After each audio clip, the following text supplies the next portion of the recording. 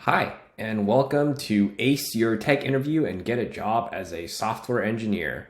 And to start things off, I unfortunately have some bad news for you. Software engineer interviews suck, and they're gonna continue to suck. This has been true for as long as I can remember, and I unfortunately don't think this will ever change. We're going to explain more about the behind the scenes of how tech companies put together interview loops and why they continue sucking at it and making it very cruel for job candidates. But for now, we can just look at this comic where we have this crazy problem during the job interview on the left. Invert the binary tree. That's kind of an infamous problem. And then on the right, we have the job, which is make the button bigger. So there's been this huge disconnect between the difficulty of the interview and the problem type, and like what you actually do to get paid your paycheck. And again, I don't think this is ever going to change, and it really sucks. But let's not dwell on that. Let's talk about navigating all of this. So I'm Alex, and my goal is to teach you how to navigate the mess that is software engineer interviews. Before Taro, I was a tech lead at Course Hero, Meta, and Robinhood, and I've worked for 4 different companies across my 8 years in Silicon Valley prior to working on Taro. So pretty average when it comes to Silicon Valley engineers. At least the average job stint at one tech company for Silicon Valley engineers between 1.5 and 2 years, and I pretty much did just that. 8 divided by 4 is 2. And on top of my own work experience, which required passing a lot of interviews, as you can clearly see from all the different companies I worked for, I have coached thousands of engineers to get offers at top tech companies across, good economies, bad economies, non-traditional backgrounds, traditional backgrounds, back end, front end. I've really been around the block when it comes to helping software engineers land the opportunities that they want. And I've learned quite a lot, and I'm here to share that with you. So let's dive a little bit deeper into my background. I graduated UCLA in 2014 and went to PayPal as my first job straight out of school. I actually joined before it split from eBay. So I was technically an eBay engineer for at least a couple months. It actually split while I was there. So I was only there for a year. Pretty common for new grads in their first job to not stay there too long. After that, I went to Course Hero, as now rebranded to Learneo, and raised at 3.6 billion during COVID. I was there for 2 years as a first Android engineer and tech lead. After that, I spent 4 years at Meta, so finally learned how to crack the FANG interview. And I spent 4 great years there, learned quite a lot, mostly working on Instagram. And after my 4 years at Meta, I worked at Robinhood. I joined a little bit after the GameStop saga, and I was there for a year. And after that, I went to do Taro. So all 4 of these companies are pretty legendary tech companies, all worth well over $1 billion.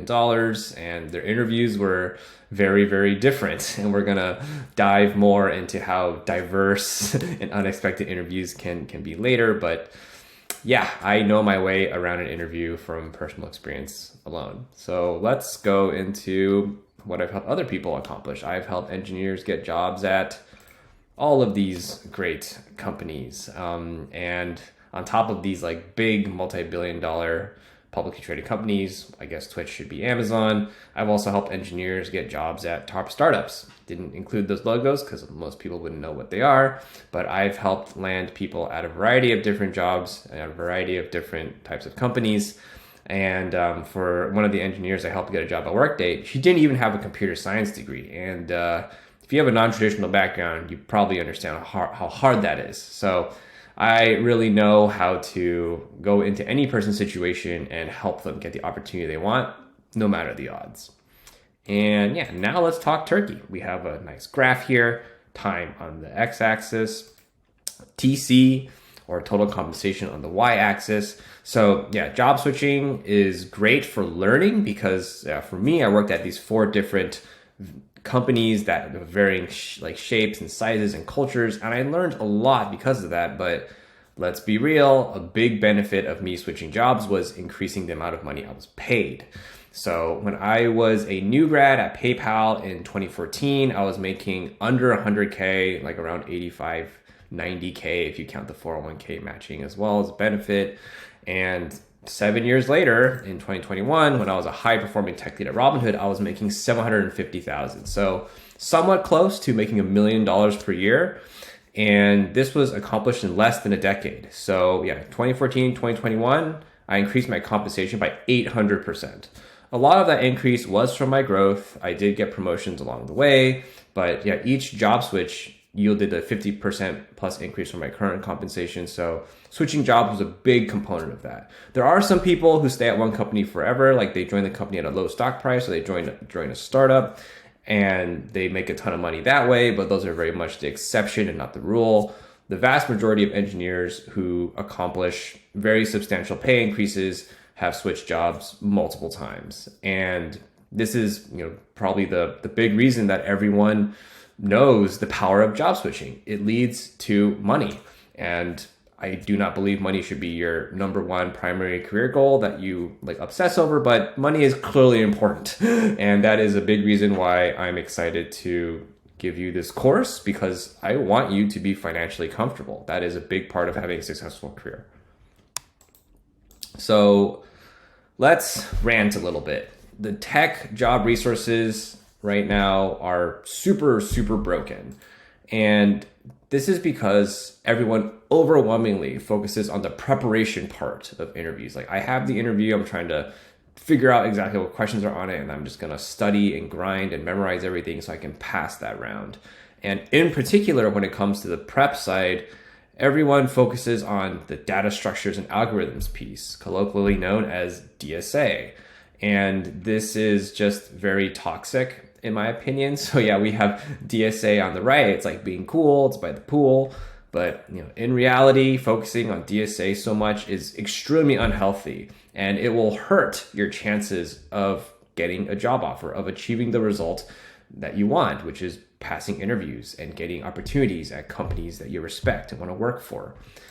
And there is just so much more to a successful job search than grinding leak code. When I say I have helped thousands of engineers get the jobs they want, another way of phrasing that is I have helped thousands of engineers debug why their job search is not going well. And one of the most common root causes for the bug is they are just grinding leak code way too much when given their interviews on their slate and their background. They really should not be doing that. There are a bunch of other things that are much higher ROI, and they are missing the forest for the trees. Data structures and algorithms prep, leak code grinding, that is very much a tree. It's a very local part of the job search. What's more important is having an overall framework and system to facilitate everything and be able to adapt as necessary. And that's what we're going to talk about more in this course. We're going to give you more of the meta part, the structural part of a job search. And once you master that, you'll be able to figure out all the specifics of how much leak code should I grind, how much system design should I grind, how should I tackle these take homes. And you'll have the tools to figure out what you need to do, as opposed to just doing this one specific thing blindly, i.e. leak code. So let's talk trash, which the job search for software engineers is filled with. There is a lot of it. Recruiters ghosting you, entry-level jobs requiring 3+ years of experience, just getting hit with you don't have enough experience for this role, even though you have 10 years of experience, just getting rejected repeatedly, getting lowballed. There's all this crap you have to deal with as a job searching software engineer, but we are here to make it through together. We will make it. And if you master the concepts of this course, you will have all the tools you need to figure things out, adapt on the fly, and get the job opportunities that you want. And you will come out on the other end, hopefully not insane. We're going to give you a lot of tools to come out on the other end, not insane. But yeah, job search really is about grit, which I'll dive into more. And this course, if you follow the principles behind this course, you will be able to have that grit. So concretely, let's talk course objectives. Number 1, we want to be able to organize our entire job search and make it debuggable. This is very important. No one's job search is entirely smooth. Everyone's going to hit some sort of random problem in the middle, and they're going to be like, well, I don't know what to do. I just know I'm not passing interviews, or maybe I'm not even getting interviews. This sucks. And once we organize our job search and make it debuggable, you will have a framework you can apply where whenever you hit like a hiccup in the road, you'll be able to go through it. Like you'll be able to figure out the remedy and apply it. Next, we're going to train your brain to learn interview skills properly and stay healthy throughout the process. As mentioned before, successful job search is about grit and patience. So maintaining your mental state is very important.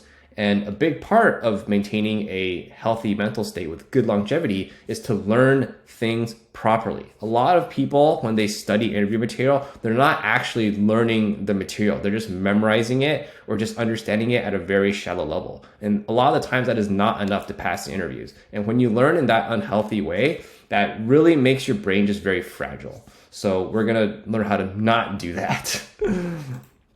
Next, we're going to learn how to apply effectively and efficiently to jobs. This is very, very tactical, but I've seen so many engineers mess this up. If there's one thing I'm familiar with, it is how software engineers mess up their job search. And a lot of this course is just teaching you how to not mess things up. So we're going to understand how you can just take a lot of shots on goal and apply to a lot of jobs and apply properly to each job. So you have the highest chance of actually converting that job application into an interview of some sort. Next, we're going to have a framework to come prepared into any interview. There are very few interviews where you should just be completely blindsided. There are just so many online resources nowadays, and our understanding of the interview landscape is much better than it was 10, 20 years ago. And for bigger companies in particular, it really should not be a surprise. So we're going to define a series of tactics and steps that you can follow to have the interview be a known commodity. So you can prepare accordingly and not be a deer in the headlights once the time comes and the interviewer comes in and asks you some questions. And lastly, we're going to understand all the common interview types and how to approach them. There are so many different types of interviews nowadays, like big tech companies will give a certain type of interview, startups do a certain kind of interview, mid-sized companies do a certain type of interview. And if you're earlier in career in particular, there's probably like a lot of interview types that you've never heard of before and definitely not seen before, right? Because everyone is focused on DSA, that it's so easy to like not realize there's all these other interview types. And you're almost guaranteed to get one of these other interview types during your job search. So we're gonna understand like all these common archetypes, like what their purpose is, like how to prepare, and just how to come out with a yes vote on the other side instead of a no vote. So yeah, that is what this course is going to accomplish if you go through. It's quite long, but that's because like software engineer job search is just such a difficult endeavor, and there's so many things to look out for. This is going to be incredibly comprehensive because I really want to make sure that you're able to tackle this with a level of focus and a level of skill that will get you through the entire process.